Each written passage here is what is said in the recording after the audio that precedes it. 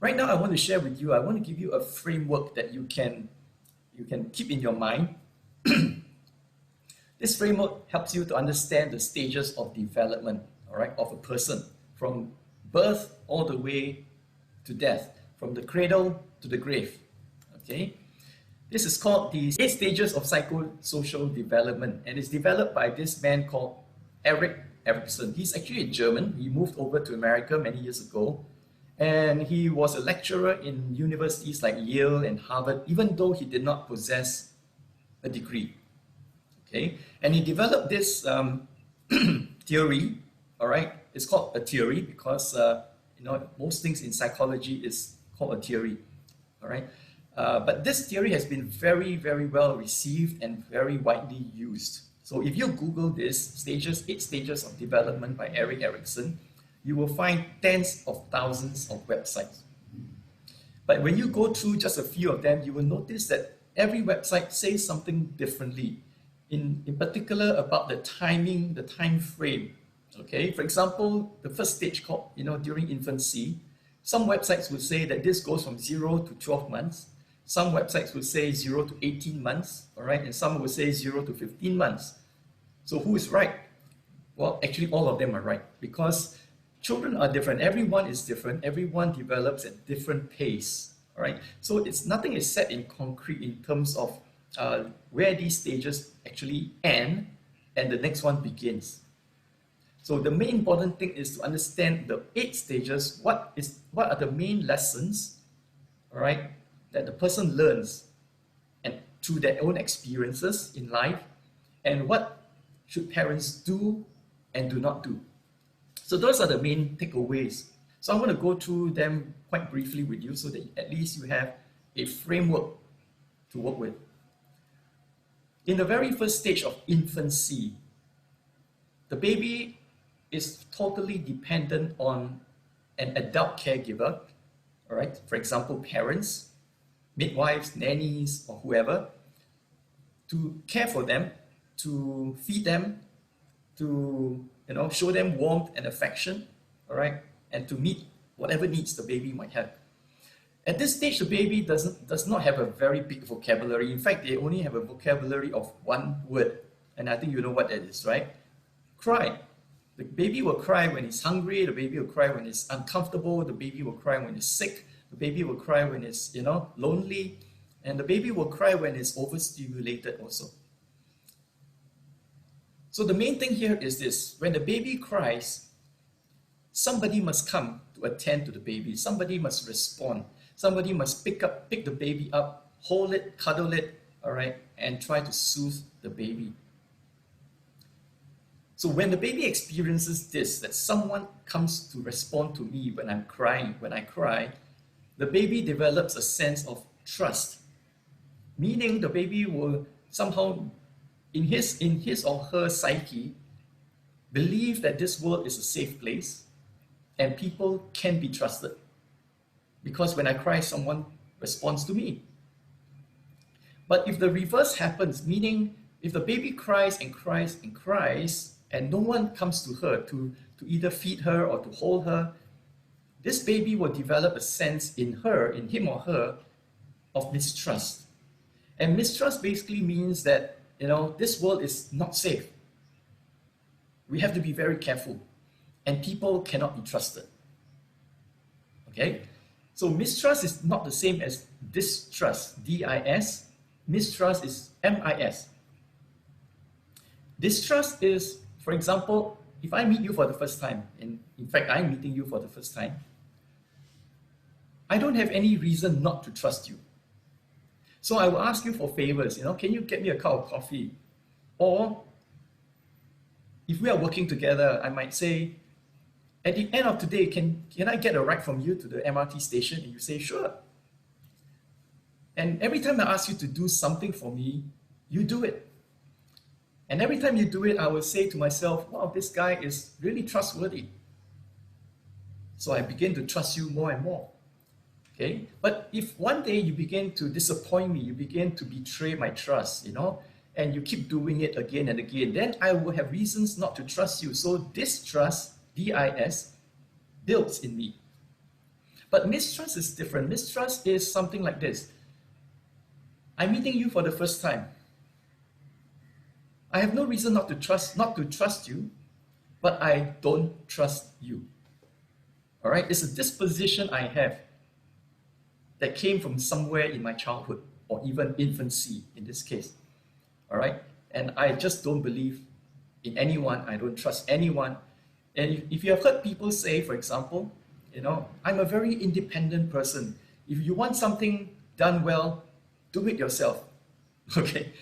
Now, I'm not saying everyone who says these kind of things, because I do say that sometimes.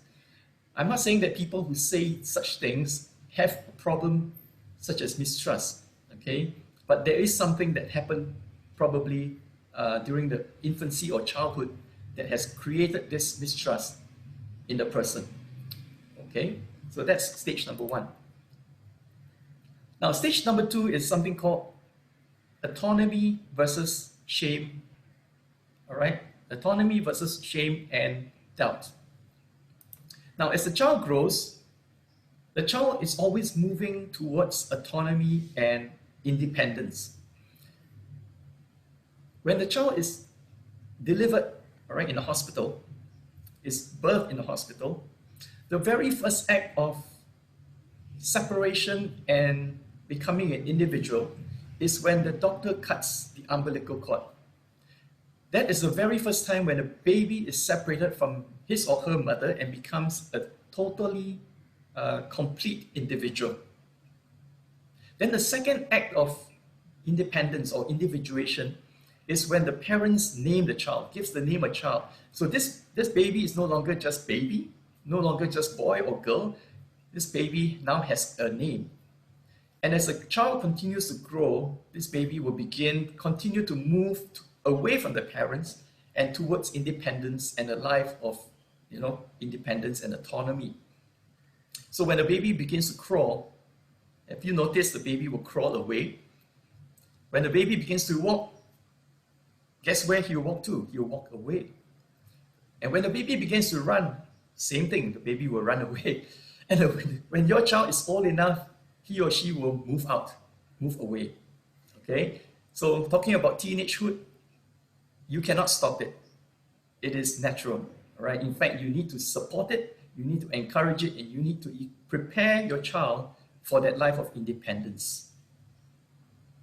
So at this stage of, second stage of development, so the child is no longer an infant, but probably a toddler.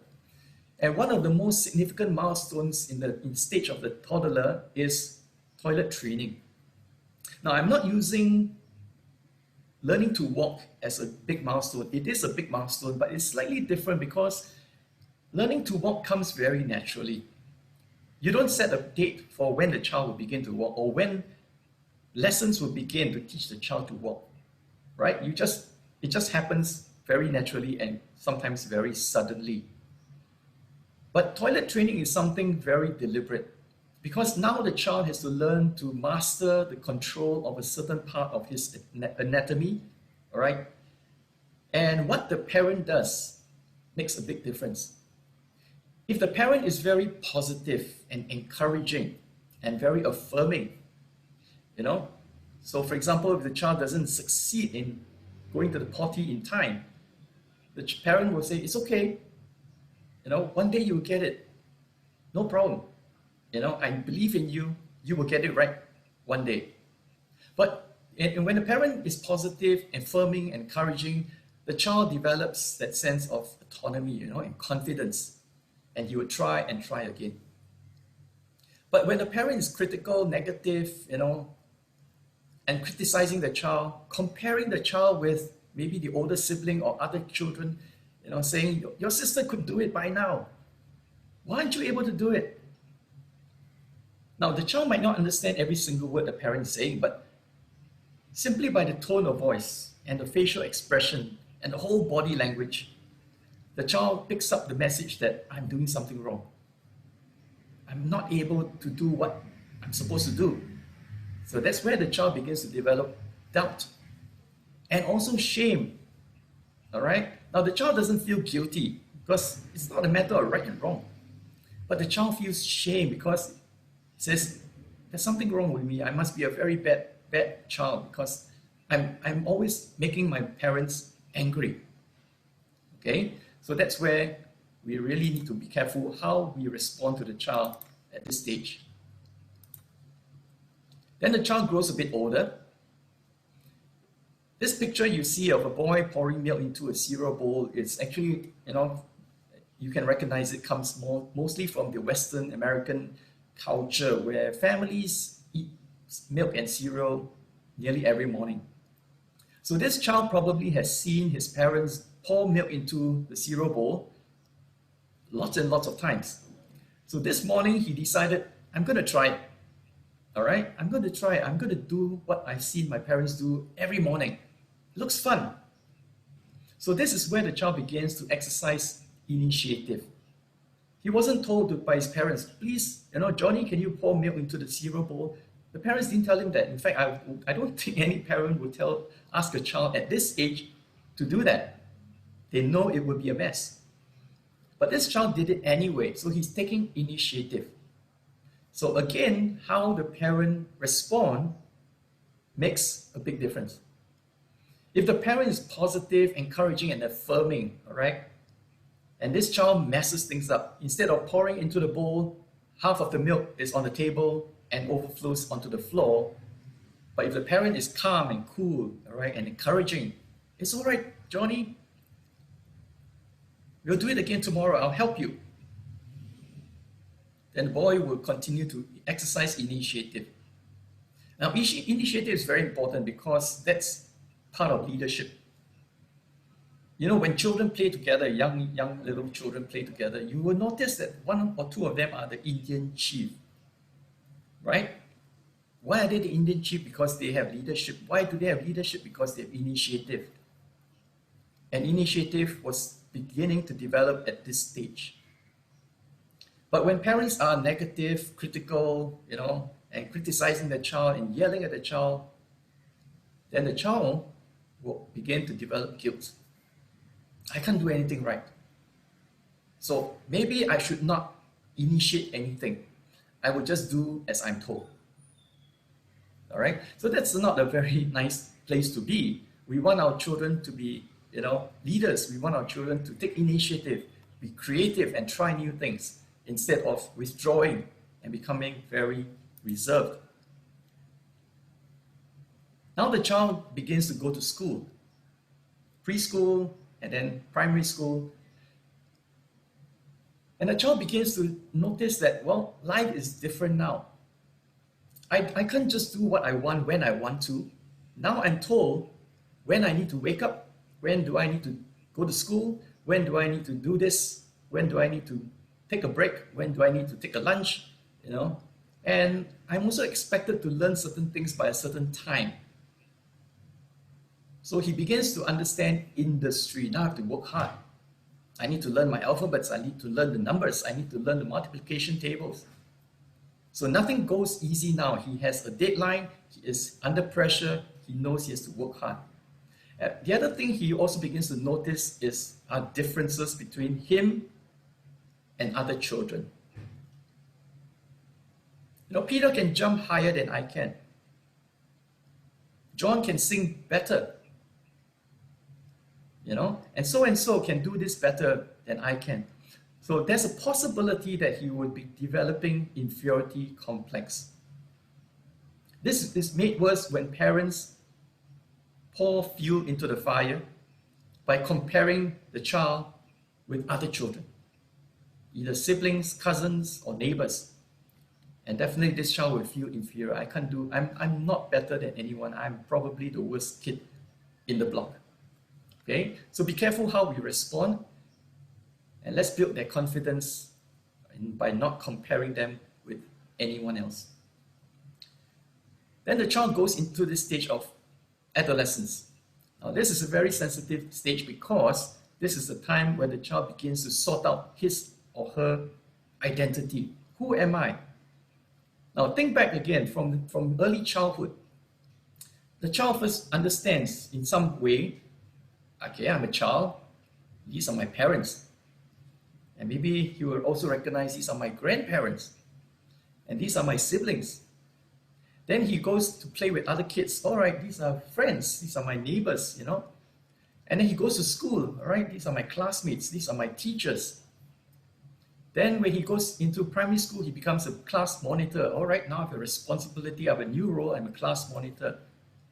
And he joins a CCA, maybe he's playing basketball and he becomes a basketball player in school, represents the school.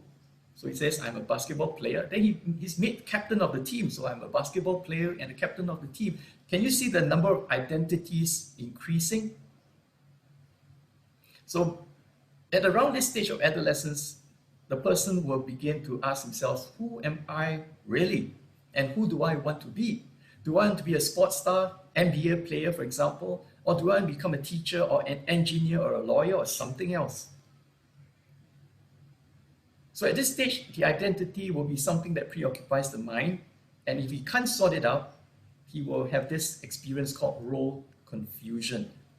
Okay, but we're not going to talk a lot about this today, but I just want you to know. So now this child has grown up to become a young adult, and before this child has been having a lot of friends, right? Friends, playmates, and then classmates. And now there comes a stage where this child, who is now a young adult, begins to think about more lasting relationships. Not just friends, not just Facebook friends, you know, but more lasting and intimate relationships. And this is where they prepare to look for a life partner so that they can share intimacy with. Now, many succeed, but also many do not. And one of the reasons they do not succeed is because of probably some attachment issues that they picked up along the way. Now, I don't want to get into the psychological aspects of this, but it's attachment issues, meaning the ability, the lessons they've learned, the skills they've picked up in bonding with other people in a very close and intimate way. They have not learned these skills enough, okay? Or somewhere along the line, this attachment ability to form attachments has been broken or has been damaged. The next stage is when the person is around maybe 45, 50, 55. In the past, this has been known as midlife crisis. Okay, so midlife crisis is the time when a person begins to kind of take a pause and say, all right, I've been doing this for the last 25, 30 years, you know, and I've been an accountant, I've been an engineer or whatever. And he says, but I believe I'm more than just an accountant, I'm more than just an engineer. And so they began to kind of go on a venture to rediscover themselves. And one of the questions they are asking themselves is, what difference have I made? What impact have I created? And what do I have to pass on to the next generation? And so a lot of fathers, especially at this stage, you know, and probably they are already or going to be grandfathers, their kids are grown up. And this is the time where they begin to ask these questions. What have I done for the next generation? What have I imparted to them? What have I left behind for them? Now, unfortunately, in many cases, this is a bit too late, you know, because when the kids were younger and growing up, they were too busy and preoccupied with work. But now at this stage, they are kind of at the tail end of the career and maybe preparing to retire, and the kids are very grown up. But now is the time that they're asking these questions. So in that sense, it's a bit too late. And so now they want to kind of make back, compensate for the lost time. And so this is where they kind of, you know, if they already have grandchildren, this is when they would dote on their grandchildren, all right? And they would be the kind of father to the grandchildren in a way that they were not able to their own children. And then finally, when they reach the kind of the end of their life, they will look back on their life and they will ask the question, did it have any meaning, or was it just wasted? All right? If they could not see a purpose in their life, if they could not see a kind of a thread in their lives, then they might feel despair. Well, my life has just been a waste because I didn't accomplish much. So one of the questions that they might be asking themselves as they look back is, when I look back at my life, what will I see? Will I see my life's work, or will I see a life of work? So these are the 8 stages of the psychosocial development of a person. Now, Erik Erikson, before he died, was writing a new book called Life Cycle Completed. And in this book, he was suggesting that there could be another stage, stage 9. But before he could finish the book, he died. And the book today is completed and published. It was completed by his wife, and it's now available if you would like to read it. Life Cycle Completed.